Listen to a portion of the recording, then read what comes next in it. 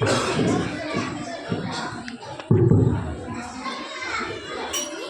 या गुरुपौर्णिमा व आषाढी एकादशीच्या कार्यकारी म्हणून इंग्लिश मीडियम स्कूलमध्ये चाललेल्या कार्यक्रमाचे अध्यक्ष, या शाळेचे श्रेणीचे अध्यक्ष श्रीकांत पाटील, त्याचप्रमाणे मुख्य अतिथी म्हणून उपस्थित असलेले केरूर मठाचे पाटील महाराज, त्याचप्रमाणे माझे ग्रामपंचायती सहकारी शरद पाटील, ग्रामपंचायतीच्या माजी अध्यक्षा, माजी तालुका सदस्या व सध्याच्या ग्रामपंचायत सदस्या सौ वैशाली पाटील, त्याचप्रमाणे माझे मित्र रमेश पाटील, आमच्या चंदूरचे प्रतिष्ठित नागरिक व अजितनाथ कारखान्याचे माजी संचालक व चंदूर ग्रामपंचायतीचे माजी ग्रामपंचायत सदस्य अशोक जमदारे सर, त्याचप्रमाणे आमचे बंधुतुल्य आणि रिटायर्ड शिक्षक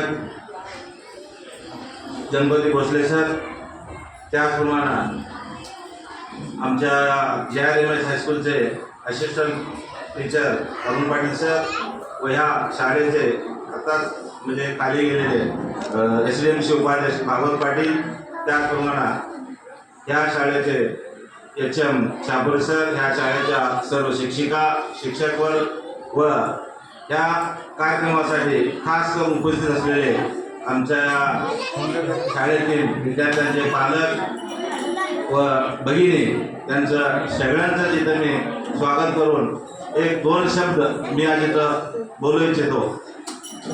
मला वाटतंय ही आमची शाळा जवळजवळ 6 वर्षापूर्वी चालू होत असताना कोरोनाचा पिरियड होता. कोरोना पिरियडमध्ये तसंच आम्ही ही शाळा मंदिरमध्ये किंवा आमच्या लायब्ररीमध्ये चालू करत आज ह्या शाळेचा इयत्ता 6वीमध्ये या शाळेचे विद्यार्थी शिकत आहेत आणि याचा आम्हाला आनंद होतोय. कारण बाहेर बरंच या शिक्षण क्षेत्रामध्ये बऱ्याच शाळा प्रतिस्पर्धी म्हणून उपस्थित आहेत आणि त्यांच्या शाळेची फी आणि त्यांचं हे बघायला गेलं तर आमच्या या गरीब पालकांना हे परवडत नाही. आणि ही सरकारी इंग्लिश मिडियम शाळा ही आमच्या कर्नाटक सरकारने त्यावेळी 2019मध्ये त्यावेळेचे आमचे मुख्यमंत्री माननीय श्री कुमारस्वामी व आमच्या उपमुख्यमंत्री परमेश्वर साहेब असताना कर्नाटक सरकारने एक योजना काढली की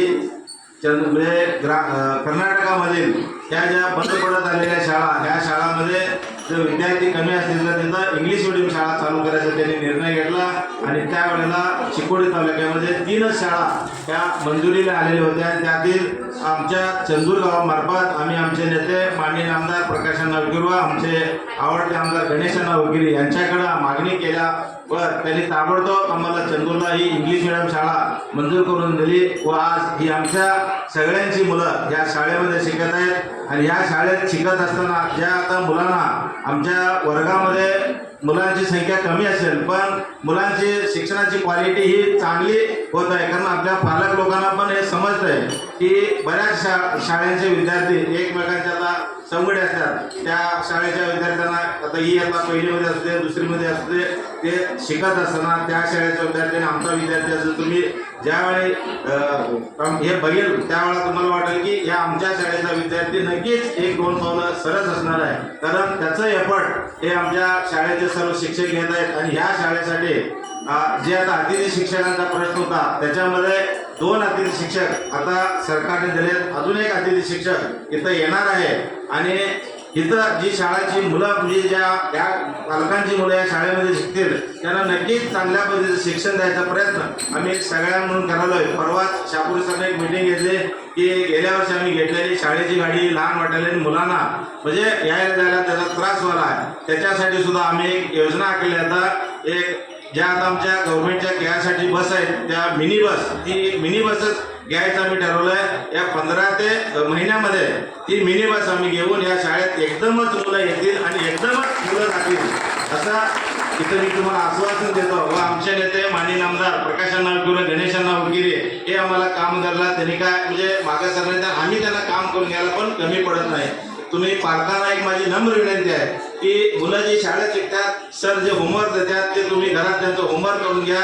मुलं व्यवस्थित लिहितात नाही बघा किंवा शाळेतील टीचर त्यांचं होमवर्क चेक करतात नाही बघा. ताबडतोब सगळ्यांचे नंबर तुमच्याजवळ असतात. तिथूनच फोन करून तुम्ही जरी विचारला तरी या टीचर तुम्हाला त्यांचं उत्तर देतील आणि पालकांना शिक्षणासाठी तुम्ही मुलांना कुठलंही कॉम्प्रोमाइज न करता आता सध्याचं युग म्हणजे शिक्षणाचं युग आहे आणि ज्यांची मुलं शिकतील तेच कुटुंब अगदी चांगल्या पद्धतीने वर जाईल असं मला वाटतंय. कारण शिक्षणाशिवाय आता पर्याय नाही. दुसरं काय आमच्या ह्याच्यामध्ये की व्यवसाय हा कमी येत आहे आणि शेतीमध्ये हा असं म्हणजे शेती भरपूर आहे पण उत्पन्न कमी आहे. त्याच्यासाठी शिक्षणावर आपण भर द्यावा आणि हे ज्यावेळी तुम्हाला कळेल, आजचा विद्यार्थी तर ह्या शाळेतला विद्यार्थी 6वीपर्यंत शिकतोय, तो विद्यार्थी 10वीहून बाहेर गेल्यानंतर किंवा PUC सेकंड इयर झाल्यानंतर या शाळेचा रिझल्ट तुम्हाला समजेल.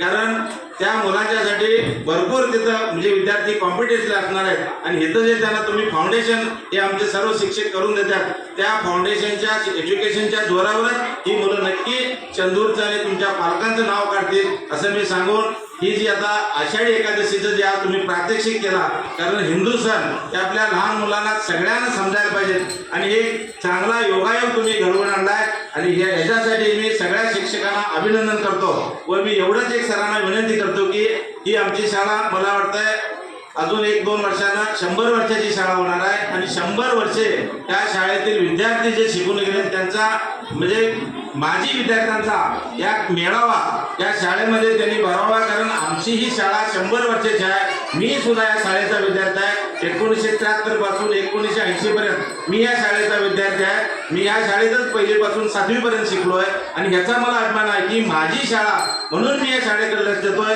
सरांनी सांगितलं की ग्रामपंचायत मार्फत जे ह्या शाळेला मदत होते भरपूर मदत होत्या, ते आमचं कर्तव्य आहे. कारण जी आमची मुलं त्या शाळेमध्ये शिकतात, सर जे आम्हाला आदेश देतील, कारण मगाशी सांगितले की त्याने शिक्षणासाठी आम्ही बरंच साहित्य दिलंय.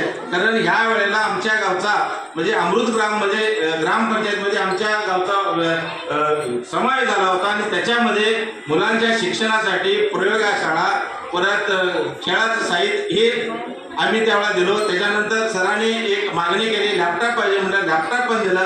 त्याच्यानंतर शाळेच्या पहिल्या दिवशीचा शुभारंभ दिवशी सरांनी म्हटलं की अगोदरचं त्यांचं जे लाऊडस्पीकर येत होतं ते सारखं बंद पडत होतं, आम्हाला एक सोय पाहिजे. ताबडतोब त्याच दिवशी आम्ही ग्रामपंचायत मार्फत हे लाऊडस्पीकरचं पण दिलं आणि त्याच्यानंतर प्रयोगशाळेचं पण दिलं.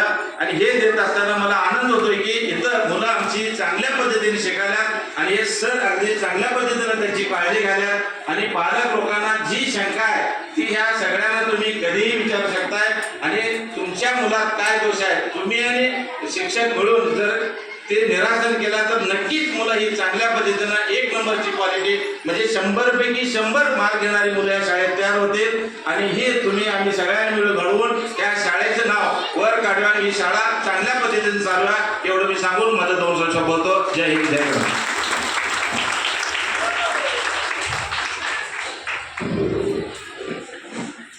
ಗ್ರಾಮೀಣ ಪ್ರದೇಶದಲ್ಲಿರುವ ನಮ್ಮ ಇಂಗ್ಲಿಷ್ ಮೀಡಿಯಂ ಶಾಲೆ ಯಾವ ಶಾಲೆಗೂ ಕಮ್ಮಿ ಇಲ್ಲ. ಮಕ್ಕಳ ಪ್ರಗತಿಯಲ್ಲಿ ಶಿಕ್ಷಕರದ್ದು ಮತ್ತು ಪಾಲಕರ ಪಾತ್ರ ಬಹಳ ಮುಖ್ಯವಾದದ್ದು ಮತ್ತು ನಮ್ಮ ಈ ಶಾಲೆಯಲ್ಲಿ ಕಲಿತಂಥ ವಿದ್ಯಾರ್ಥಿಗಳು ಮುಂದೊಂದು ದಿನ ಈ ಶಾಲೆಯ ಹೆಸರನ್ನು ಊರಿನ ಹೆಸರನ್ನು ಗಗನದೆತ್ತರಕ್ಕೆ ಒಯ್ಯೋದ್ರಲ್ಲಿ ಯಾವುದೇ ಸಂಶಯವಿಲ್ಲ ಎಂದು ಹೇಳಿದ ಅನಿಲ್ ಸರ್ ಪಾಟೀಲ್ ಸರ್ ಇವರಿಗೆ ಧನ್ಯವಾದಗಳು. ಈಗ ಮತ್ತೋರ್ವ ಅತಿಥಿಗಳಾದ ಹೆದರಗೌಡ ಪಾಟೀಲ್ ಸರ್ ಇವರು ಒಂದೆರಡು ಮಾತುಗಳನ್ನಾಡಬೇಕೆಂದು ಕೇಳಿಕೊಳ್ತೇನೆ.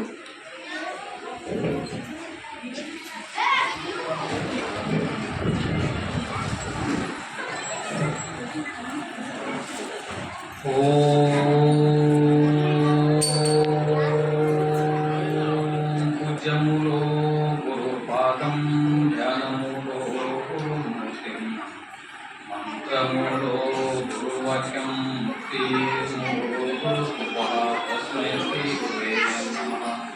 ओम श्री गुरु परम पावन गुरुदेवने मायादिरहितने निर्विकार भक्त जीवन उतार गैदवने परम पूज्य ज्योतिर्लिंग गुरुदेवगे नमो नमः.